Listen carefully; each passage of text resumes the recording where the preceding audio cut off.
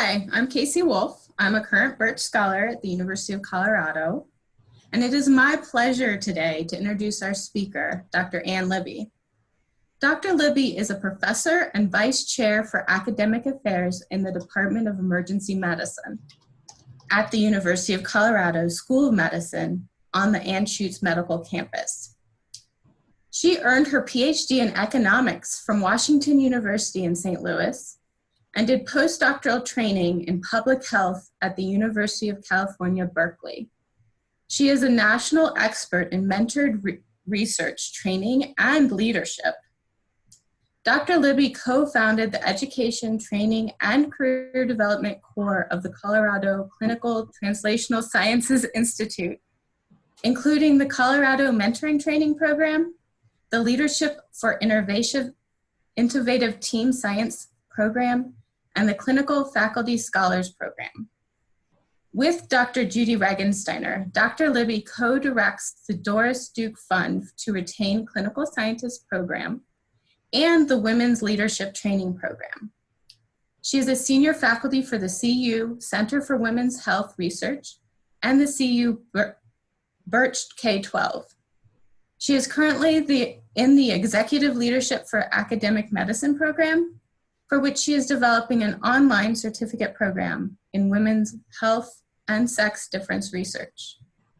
So today, Dr. Libby will be discussing successful negotiation with us. And for this webinar, we'd like it to be more interactive. So please use the chat function. Dr. Libby and I can see the questions and we'll address them as the webinar goes forward. So to start, Dr. Libby, what do you do in your day job as the Vice Chair of Academic Affairs? Good morning, everybody. Welcome. Thank you, Casey. My day job in academic affairs is really three parts.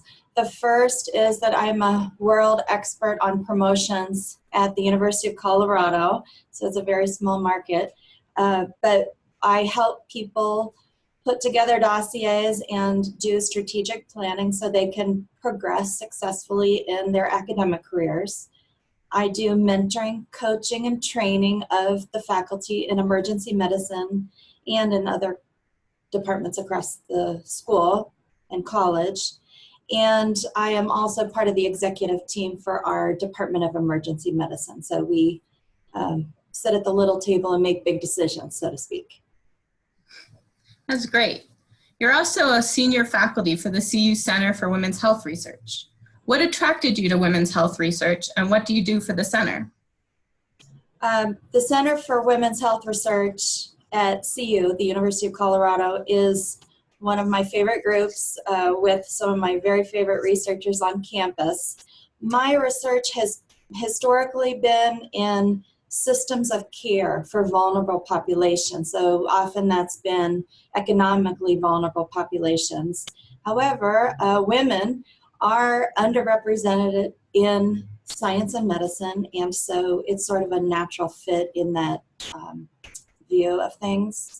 And here at CU, we, like other major medical centers, have a Clinical Translational Science Award, and that platform has really allowed us to crosswalk all of sort of preclinical to clinical to outcomes research, and it really provides a great platform to do more work in women's health and sex differences research across the continuum. What do you like most about your job, and what drives you? Well, I love academic medicine for multiple reasons, but I would say I'm really an academic at heart. I do love to read and write and mentor, and I really love the entrepreneurial spirit that's in academic medicine. If you could get it funded, you can do it. Pretty much anything goes, and I really value creativity and learning. So I get to do that by working with people who are in other disciplines. I get to learn so much about other fields, and I don't have to go back to school. Did you anticipate the leadership roles that you've held? You know, that's an interesting question. I would say yes and no. I would say the the most common theme for how I ended up in some of these leadership roles is that I just saw a need for something and I just went and did that thing. And then, you know, you made relationships with people, sort of put yourself forward as somebody who has a vision and wants to do something, and it sort of snowballs from there. Once you're a finisher, so there's a lot of starters, but once you start and finish things, people start to find you. So it's kind of a combination. Our topic today is successful negotiation, and I have several questions from participants, and along the way, participants can add questions and comments. Many people are nervous about negotiation. How can we feel more confident or prepared to negotiate? Yes, this is where we begin most often when we teach and talk about negotiation, because most people really have a connotation that negotiation is negative, it's dangerous, it's scary, it's highly competitive, even if you don't feel like you want to be competitive, or there's winners and losers. And so it's really important, in order to think about negotiation successfully, is that you reframe negotiation to a collaborative problem-solving opportunity. So really what you want to be thinking about is you're on the same side as the person you're negotiating with. And actually, sometimes I literally will move my body to sit at the same side of the table when I have a high stakes negotiation, because I don't want to sit across the table from somebody. We are on the same side physically and spiritually, so to speak. Many negotiations, especially when you're talking about salary, I would say are considered high stakes. You know, sort of, it might be in the crucial conversations mode of that, right? It matters a lot to somebody, and yet it does not have to be a difficult conversation in that same sort of genre. So a few things I want to, points I want to make about how I would like us today to think about negotiation together. Always, you have to assume, this is so natural in economics, everything's about voluntary trade. You can't make anybody do anything. And this is true in negotiation. Your goal is that somebody's going to do something that will make you better off. Hopefully they'll be better off too. At a minimum, they have to be no worse off than they are. Or why would they say yes? They would not. So it's all about trying to frame the problem, solve the problem together, to get people to go your way and get something out of it. And so it's really important that you don't only think of negotiation as the exchange of information or decisions or value, but rather the process of negotiating is also an outcome. So it's what you're talking about, what you're hoping to achieve, and it's the impact on the relationship of the person you're talking to. So it really is a growth opportunity from a professional perspective.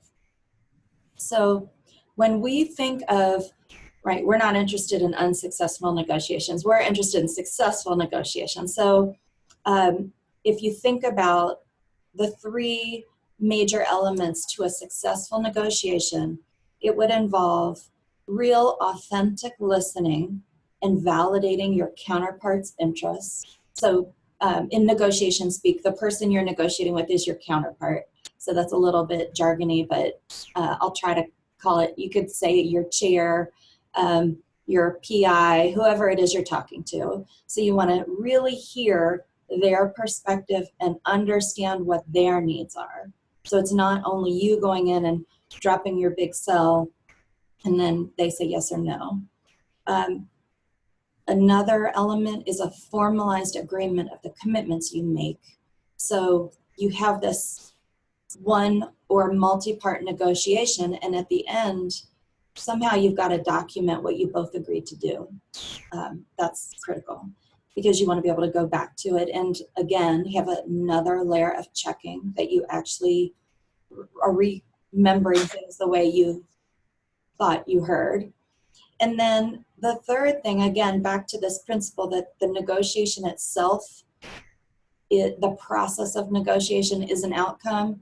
The third element of a successful negotiation is that you feel good about what you did in that negotiation. You feel good about your relationship with the person you were negotiating with, your counterpart. And hopefully you feel good about what you were able to achieve in that negotiation. Okay. Are there any questions at this point or comments that these ideas have sparked? Actually, I was thinking, Dr. Libby, about something you said, that you try and move to the same side of the table to make it less of a confrontation. Are there any other nonverbal cues or things that you do intentionally that we could use? Yes, actually, we could do a whole program on nonverbal communication and verbal communication in this regard. I would say the most important thing you could do before you negotiate, besides preparation, which this is a piece of your preparation, we'll talk about that, is to get your mind where it needs to be. So really get your head in the game, feel good about it, be excited to have some person really listen to your hopes and dreams and really listen to your goals and what you hope to achieve. I mean, that's a gift. It's a beautiful gift. It's quite the opposite from feeling like, oh my gosh, my heart is up in my throat and this is super scary. And of course, I'll just share with you part of my game plan when I'm going to do something that, I'm trying to get my head in the game. I have lucky shoes. I have lucky green shoes that I wear when I negotiate. Of course, don't tell my chair that I wore my green shoes when we negotiated. It works like a charm, just saying. So, you can either, bring a pen that's meaningful to you or, I don't know, somehow get your emotional state ready to work together and feel good. Great. So the next big question is, how do you handle situations when you're told something is non-negotiable? This is a question from one of the participants, I think. When I saw this, I actually laughed because I believe that everything's negotiable. And I might laugh if somebody said that. It might be true that some point of the issue is non-negotiable. So for example, somebody might say, the price is non-negotiable, right? This car is going to be sold today at this price. I absolutely can't go lower. Okay, maybe that's true. And how about now you throw in all this other stuff? So was the price really non-negotiable? No, it was not. So I also want to say, because everything's negotiable, and I consider most everything an opportunity to practice negotiation. So low stakes. So when you are trying to get your child to get dressed, is it a point of negotiation whether they're going to wear a jacket? Is it a point of negotiation whether you can substitute fruit for your French fries? Is it a point of negotiation whether you have an interior office at the south end of the hall or the north end of the hall? I would say yes, every one of those things are opportunities to negotiate. We actually have a question from a participant, which is very exciting. And we want to know, what do you do when you're having a salary meeting and you're told you're going to get a pay cut? And is there a way to spin it to make the conversation more of a negotiation after that? Or what would you do? Whoa, that's a big question. I would say a great skill, just as a communication principle, is that when if some news, like you're getting a pay cut, comes up in the middle of a conversation, I would immediately, get time. You need to respond, and in the moment is not when that's going to happen. So I would say you need to table that and say, wow, I'm having a really major stress reaction hearing you tell me my pay is going to be cut. I'm going to need to think about this and get some ideas together about how we might respond together to keep us doing the good work that we're doing. So is there anything else I need to know from you about this, the context in which this is happening? I will do some background work and I will come back to you and we'll talk about it again. Thank you. The next question is, when should you negotiate during a recruitment and once you have a position? That's a good question. When you're thinking about a new job, so you're thinking about recruitment, you're not going to suddenly negotiate either the first time you meet or the last time you meet. Ideally, what you're doing is you're laying the groundwork. This is just like good grant writing, right? From the first sentence, people should have some clue what your study's about, right? Even though they don't know exactly what it is. And each point you make, you're going to sort of back it up with why this is your approach and why you're the perfect person to do it, right? This is just like an Ames page. And so in the same way, in a negotiation for a recruitment, you are setting the stage for what you think you need to be successful, why you have value, and what you would anticipate would be around you to be successful. And then eventually they're going to say, oh, in spirit, we agree that you're the right person, we're a match, and you might say, well, how do we continue this conversation? And ideally, you have already been writing out some scope of work, and then you say, oh, and here in my bag is my spreadsheet with some of the details for how we are going to enact all this exciting stuff that we've been talking about. So it does come, you're not going to bring out numbers before the recruiter, the department says, yes, we want you. However, it's not like there's no conversation up to that moment. Now, when you're in a job, so, what if you have a job and when do you want more or different? The best time to negotiate is when there's a major change in your role or responsibility. So, for example, if you get a K-23, right? If you get a major external award, that's a great time to negotiate.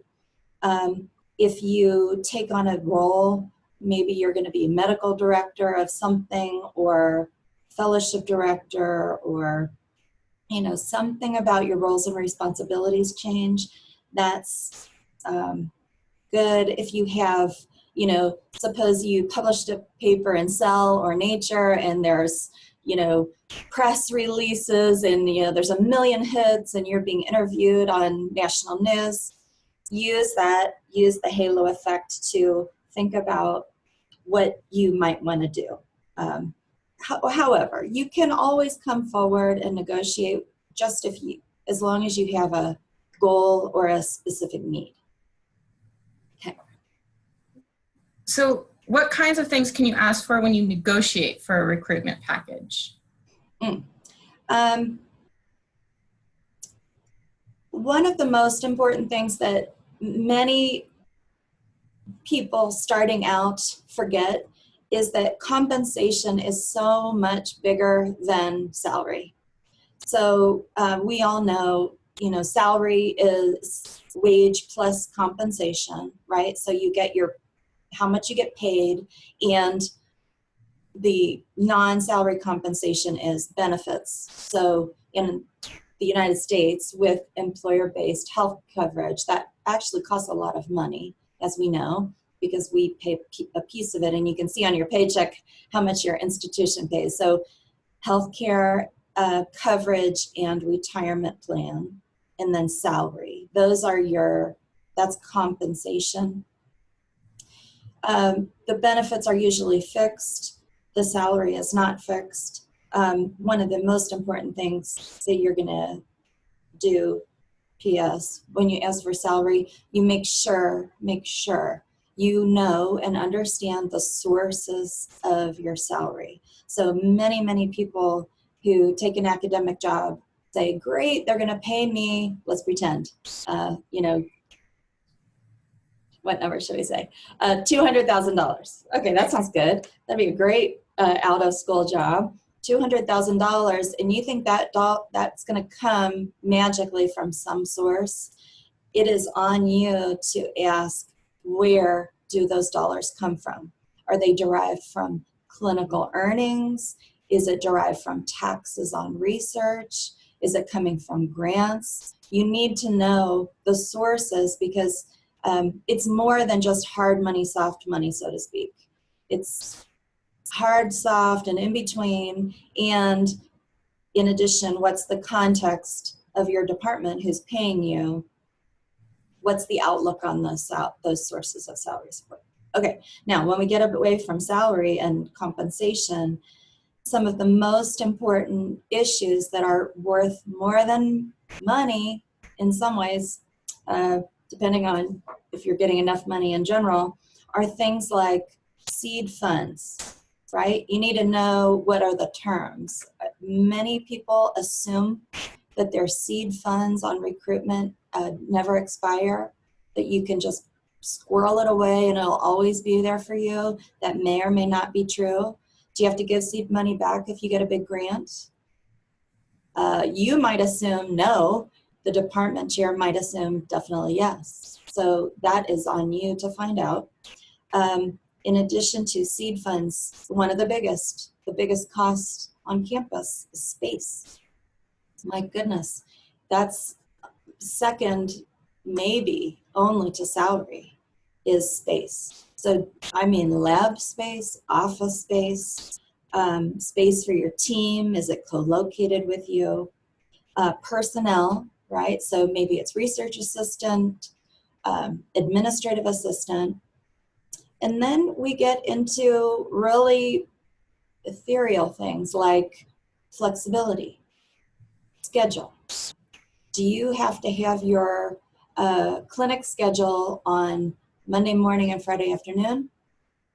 Do you have to drive to network locations that are 40 miles away 3 days a week? Those are pieces of your compensation that, it's right, priceless. But yet they're not valued on dollar terms, but for sure, convenience. Do you want your office close to your lab? Maybe you want it far from your lab. Do you have access to opportunities? So do you have access to pilot funds or bridge funds, professional development funds, travel funds, an opportunity to go for promotion? Those also are forms of compensation, even though they don't cost you, they don't put money in your pocket, but they definitely come out of somebody's pocket. So that's it's really important to think about that broader context. I do want to say, I made a note to myself to let you know that it's a beginner's mistake to ask for things in your package or when you're asking for a raise that actually don't meet your goals. Okay, so what do I mean by that? You might say, I really need some extra protected time. I need protected time to do my research. Okay, everybody does. And so you might decide you're gonna really go to the wall and negotiate like crazy to get one clinic day released, or you're gonna get 5% FTE or just think of a small unit of time. And isn't that gonna just get absorbed into everything? I mean, how will you turn 5% into better or more research? if you would struggle to answer that question, that might not be what you should be asking. Many people, many K awardees say, I got my external K, I'm on the BIRCWH, and I successfully competed for a K-23. This is amazing. I'm gonna go ask for a raise, more salary. Okay, I'm not 100% sure that if I was your chair, I would be super enthusiastic about that, because for a couple of reasons. If you make a little bit more, are you gonna be a better researcher? Is that gonna translate into something for me in terms of how you're gonna perform and what you're gonna do? I'm not sure. And many K awardees are over the salary cap. So actually you're still costing me, your chair, a lot of money. I'm still in big time investment zone. So to come forward for a raise may or may not, you could imagine that would not necessarily be like your best play at that time. Now, if you ask for, you know, lab space or access to a research personnel pool to help you achieve your pilot data, now I'm feeling pretty good. So anyway, you really should be thinking about, what am I asking and why? And what will I have? Can I prove that these two things are related later? Because there's always going to be a later. You're always going to go back and have a follow-up request. All right. I do see, Casey, we have some questions. Right. Actually, two of them are sort of related. The first is, what can you do to prepare your counterpart to have his or her head in the game? And the second kind of spins off of that, is what do you do if that person you're negotiating with isn't being truthful? The example they gave is that they know there's a gender difference in pay in equal ranked faculty, and how can you approach it? So they're sort of, how can you interact with your negotiator to improve your outcomes, maybe? Yeah, these are great comments and questions. On the, you know, make sure everybody's sort of head is in the game, it's a little bit, even building on this earlier sort of gotcha moment of saying you have a pay cut. Always you want both parties to know what is happening, right? This is, again, when you're a good grant writer, it gives you an advantage because it's true in interactions as well. You always want foreshadowing. So you want your counterpart to know, we're gonna meet and we're gonna talk about, you know, my recruitment. So you don't just say, oh, I need an appointment with the chair, and it's a big gotcha for them. So you want them to know. I personally think it's wise to even give them a one-pager or some kind of, you know, we're academics, they're busy people. I would like to write down some of my key points about what we're going to talk about and what I'm going to ask. I wouldn't, you know, give my whole spiel. But, you know, the element of surprise is overrated. Really, remember, you're trying to problem solve together. You're on the same side. So you want to, out of respect for your counterpart, you want them to be prepared. And you might even say, you know, is there anything I should do that you would like me to bring to you in anticipation of this conversation? And then, of course, you know, I wouldn't make the appointment, the first appointment, when they leave their half day of clinic. You know, make sure they're rested. If you can get them early on their administrative day, that's good. You know, give yourself plenty of time. If they only make meetings in 15-minute increments, make sure you get 45. You know, a 15-minute or 30-minute appointment will not do the trick for this. So, you know, you do your part too. In the spinning the truth, I guess my main reaction to that is, knowledge is power, and it's in your power and control to come prepared. So that's step one, well, maybe step two of a good negotiation, which I'll run the steps with you. But there are lots of sources of information that you have to come armed with. And so, you know, if somebody says, well, everybody's paid the same, and you might say, I hope that's true. That'd be really exciting. I would like you to look at these numbers with me, and could we study how you think these things came together? This is our department, and I'm seeing that the average wage is lower for women, or whatever it is. So you're bringing forward the data. Never assume that people are telling you the truth. Not that they're lying, but just they don't know. And it's the only person who's going to really care about your issue is you. So it's your job to come prepared. Let's see here. Dr. Libby, there is a comment on the kind of not salary negotiation. So is it appropriate to ask for funding for a student or grad assistant as a starting package, or is that frowned on by the department since funding can and should come from a grant? I think that's a genius addition to a recruitment package.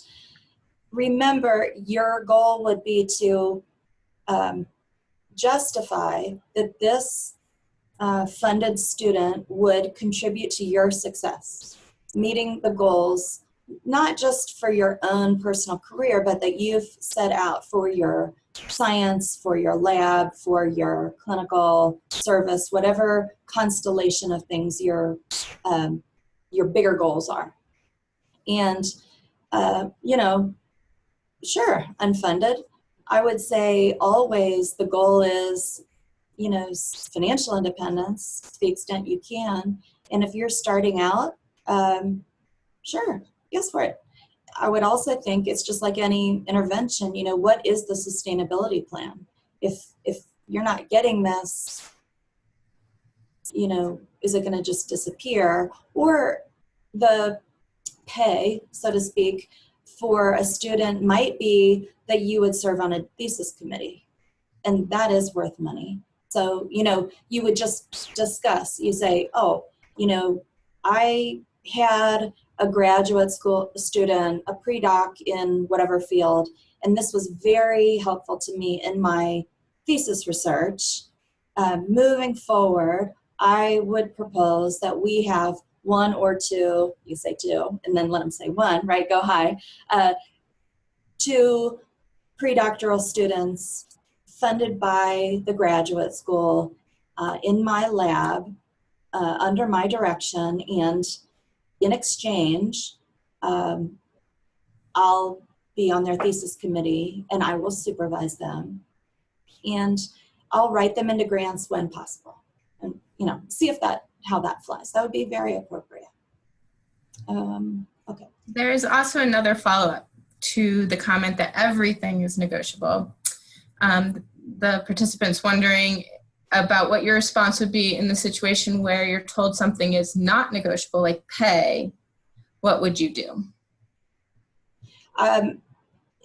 Yes, so just like my example with the price of a car, so just suppose, and there are schools who do this, they say, we pay the 75th percentile of, you know, people in this category, PhDs in clinical departments based on the AAMC guidelines.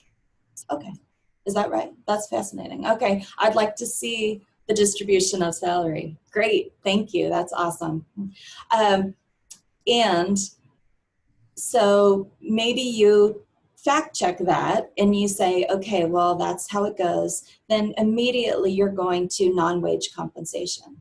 Then you want, you know, the best clinic schedule, the best lab space, the most access to seed funds, right? You're going to try to load it up on those other dimensions because that is worth more than money. I mean, we all want a good salary because we have things we care about and we want to finance.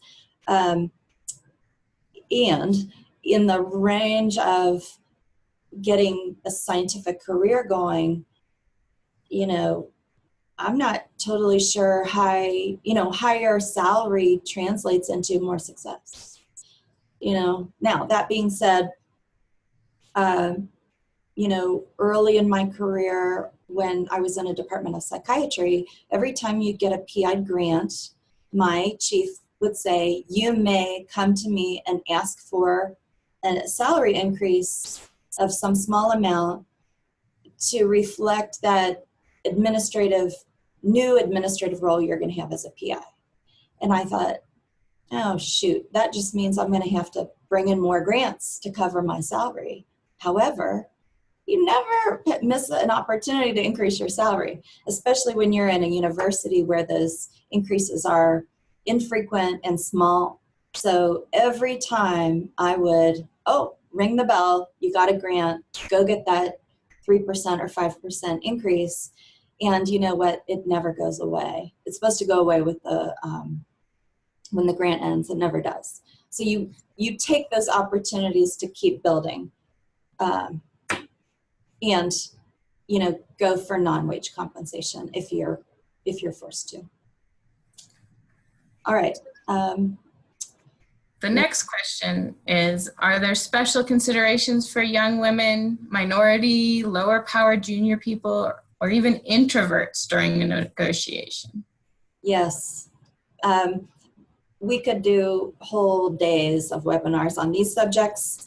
As some of the participants have noted about gender differences in pay, we know that there's this thing called the pay gap or the wage gap. It's real. It's stagnant, you know, really over the last 50 years, it did decline a little bit, but over the last decade, it has been completely flat. So unadjusted women's wages remain about 20% lower than men's. You'll hear when you adjust for selection to low-paying fields and this sort of thing, it's around 7%.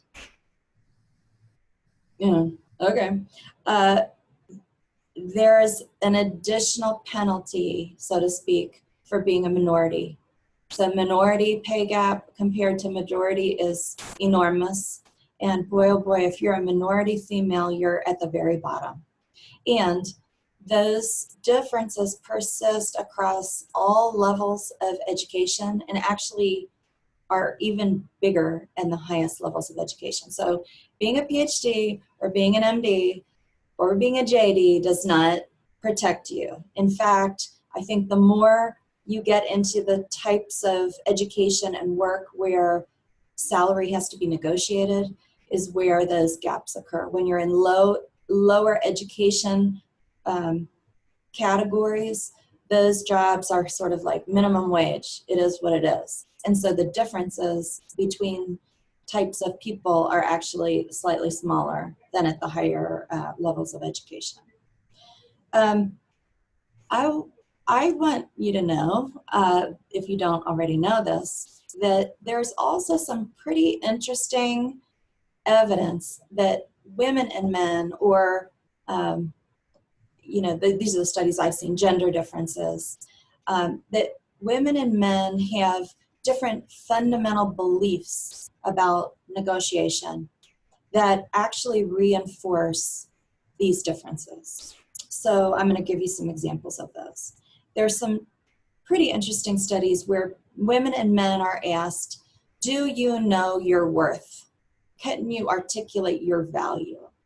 And the vast majority of respondents in these studies, women, like 85% of the women who respond say, no, I don't know my worth. Not surprisingly, about 85% of men say, yes, I do know my worth. I know my value. So if we assume that part of a good negotiation is articulating the value for your counterpart, then women, just because they believe that they're not sure of their worth, you're at a disadvantage right off the bat with the belief. Here's another really important difference in beliefs that I think translate into differences in pay. Is sort of mediated by differences in negotiation behavior. When you think about fairness, perceptions of fairness, women tend to believe that equal pay is fair. And so, in fact, most people, I would say almost all people, can get behind fairness, fair pay. Everybody wants fair pay. What many studies illustrate is that women think fair is equal. So I don't want any more than anybody else is getting, I just want my fair share. And men tend to believe that fair means I get more than other people because I'm worth more, right? Aren't we all amazing? Yes. Are we all the best in our field? Yes. Would we therefore expect our pay to be higher than the average, right? You're better than the average bear. Are you expected to be paid more than the average bear? Men tend to answer, yes, that is true. So if we enter a negotiation with a goal of fair, women and men are going to really target different levels based on that belief. And then the third type of behavior that can really translate into differences in starting pay, and starting pay is always, it's very hard to overcome. You really have to do your very best when you negotiate your first job. And there's always opportunities to try again. Men tend to believe that how hard they negotiate is the proof that they're worth something. Where women tend to believe that negotiation is not where you prove your worth. It's after you have the position and later you're going to show, pretend I'm negotiating for a position, a leadership position that I've never held before. Some women in general, not all, but some, would tend to think, well, it's true, I've never done this job before. I don't actually have evidence or proof that I will be successful, right? How will I know I'll be successful? Well, after I do it. So how about if I just take the job, not going to ask for more, I'll take it, I'll be successful, and then in a year, we'll look back, and then you can reward me. You'll never go back. You'll never make that money back. And a male counterpart often will approach that as, I'm going to show you in my negotiation that I'm worth it. I'm going to, and I mean, this is part of negotiation training, demonstrating by negotiating on your own behalf, you're putting your sort of money where your mouth is. You are taking the steps to demonstrate value. So you must have value, in other words. All right. So a huge piece of working on negotiation as a woman is women or minority, for example, groups who tend to make less, is to know the wage gap, know your comparators, get information, and reframe. Be able to articulate your value. Understand for yourself if fair means the same or fair means more. And, ask men what they're asking for as well as women. Don't only ask women what they're asking for because they're probably asking too low. Now, I do want to say that it is true that there are some really troubling news stories, and probably everybody's had a personal experience, or a friend who has experienced backlash from negotiating too hard, asking too much, being too demanding, being viewed as not nice. I mean, these are real and they're awful. A lot of this, these kind of things come from men and women.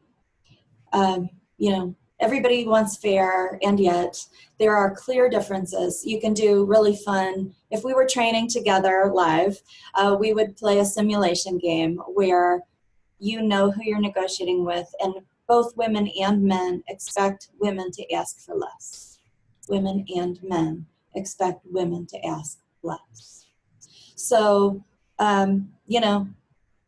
we all have to work on this. So one of the key things you have to do as a any kind of low power person, whether you're early career, shy, or a minority or woman, when you ask for support, you pair it with what's called a communal frame. So this is an acceptable and expected way for women to engage.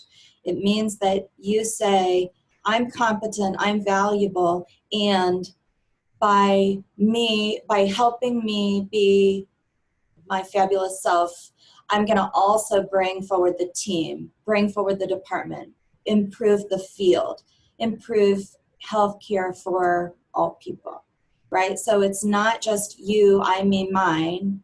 Of course you're trying to get your lab funded. Of course you're trying to get a good salary. And it's always in a communal frame.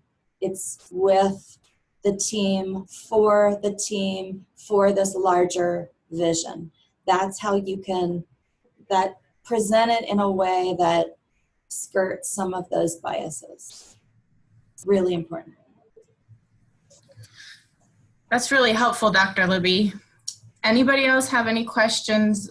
Please sign on to the chat. The next thing I'd like to ask is, how do you actually negotiate? And can you recommend some resources on the subject? Yes, thank you for asking. I do want to, obviously we're just dipping our toe into this subject. I would highly recommend a few classic texts. One is Getting to Yes, very famous, Uri and Patton. There are multiple versions of this. Women Don't Ask, Linda Babcock and Lassever. Lean In. If you haven't read Lean In, you should definitely read Lean In by Sheryl Sandberg. I also really like Joan Williams' book with her daughter, What Works for Women at Work. It's not on negotiation alone, but it's really great information, especially for women. And these are all for men too. I mean, it's a co-ed world, so it's important that you really know the issue from all sides. Because whether you're a woman or a man, you're going to negotiate with a woman or a man over and over again. All right. So we've touched on all these things, but I'll just hit you with the 4 steps to a negotiation.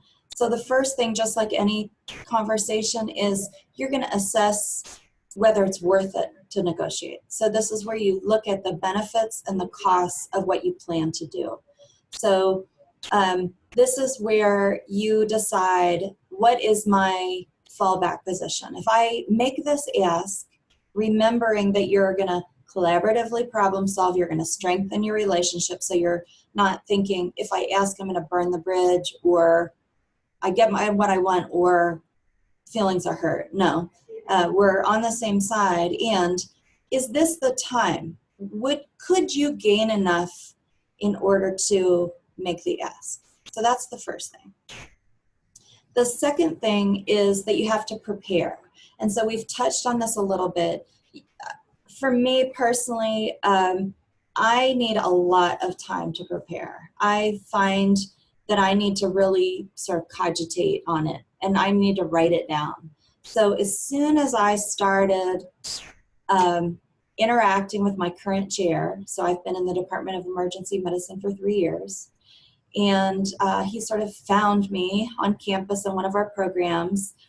And as we continued to have a conversation about whether I should come join his department, I thought, boy, this is only going one way, and it's to a negotiation at some point in the future. So I need to start thinking about what I want to write. I want to know. I want to prepare. I need to find out, what do PhDs make in clinical departments at my institution, at other institutions? What do women get paid? What about emergency medicine compared to a prior department or a different school, etc. So you really have to do your homework. The second piece of preparing is to try to understand what your counterpart's interests are. So you have to really sort of put that person's hat on and, as much as possible, pretend you're that chair. what would I need, want, desire, be able to do if I'm the chair, and be really honest about that. Because it's not fake, it's real. They really have constraints. And so the more you can understand, for example, they say, oh, we pay 75% of the double AMC number. Are they required to do that? Is that a starting point? Is that a goal number? Like, what is the deal? So anyway, really understanding their interests. And then here's one of the sort of getting to yes issues. You want to know their interests, not their position. So in other words, you say, I need protected time to do my research. Protected time is a position. You have an idea that protection is going to convey something, what a better research career.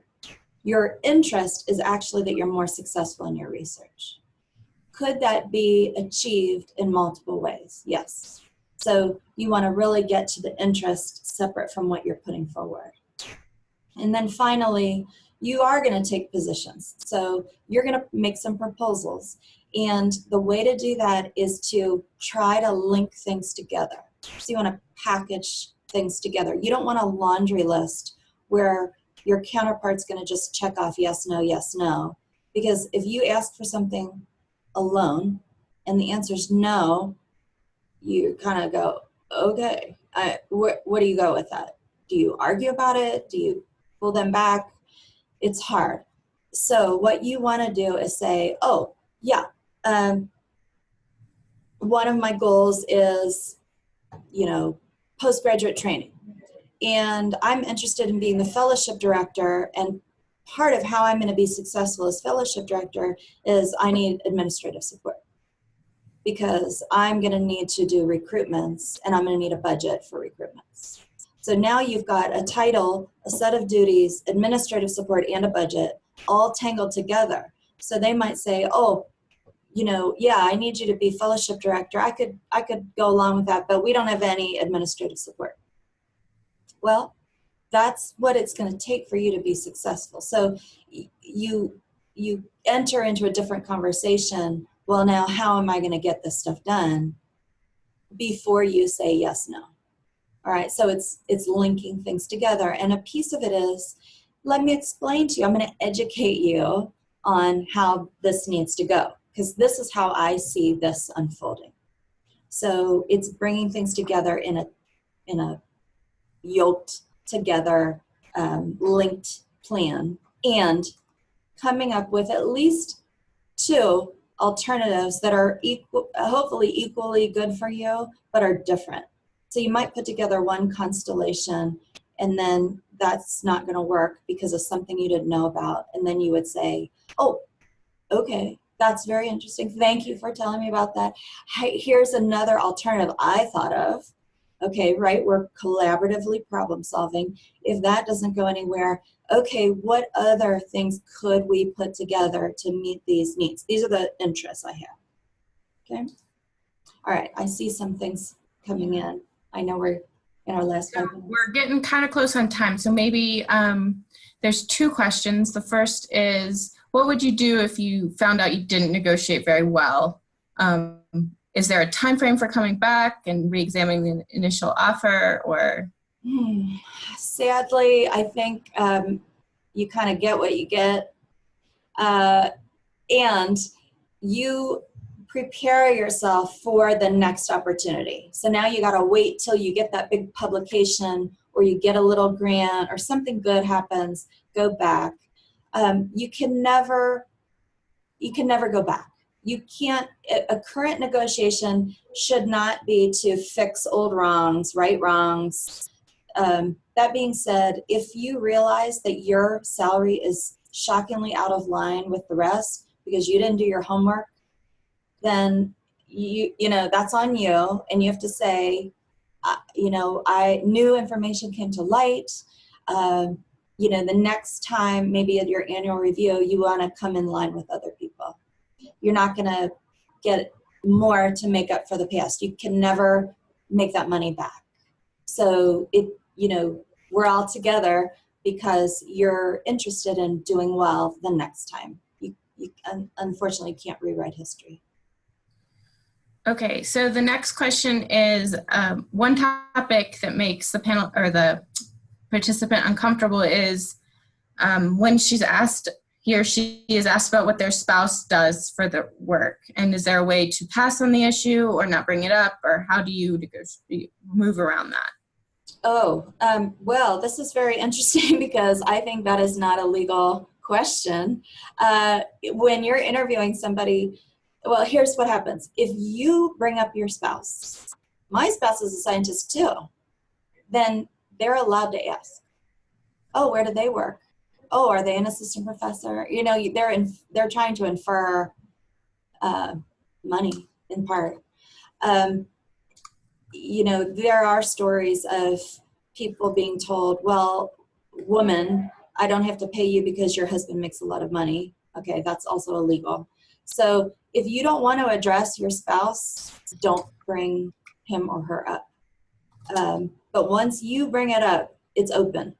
So I'm not sure what to do once it comes up. It's you loose lips. So get yourself under control before you talk about money. I did see that maybe I wasn't clear enough about my 4 steps. Dr. Libby, so I just put out a chat for everybody. Fabulous, thank you. Assess, prepare, ask, and package. Okay. Since we're about ready to wrap up, Yeah. One last question would be, very quickly, what is the most important career tip you can share with early career faculty? Oh, yes. I want to really encourage you. I know it's true that when you're in school for a long time, whether you're a physician scientist or a PhD scientist, you've been spending many years of your adult life being told how to be successful. And one of the big shockers when you join the faculty is people say, what grant are you going to write? What paper are you going to write? What do you want to study? Who's your mentor? What's going on? And people really, it takes some people longer than others to realize that being a mentee actually puts you in charge of your own life. So I'm going to mix metaphors. I want you to be your own hero. You're the captain of your own ship. You're the author of your own story. There's an infinite number of ways to be successful. And it's just for you to create it and to engage people in your own vision. So instead of saying, why should they let me do this? Why should they give this to me? Say, why shouldn't they give it to me? Why not me? And I'll say, yeah, you go. Thank you, Dr. Libby, and thank you to all the participants. When the webinar window closes, there will be a short evaluation, so please fill that out. Let us know what we can do in future topics, and stay tuned for announcements on speakers and dates for the next webinar. Thank you, everyone. Thanks.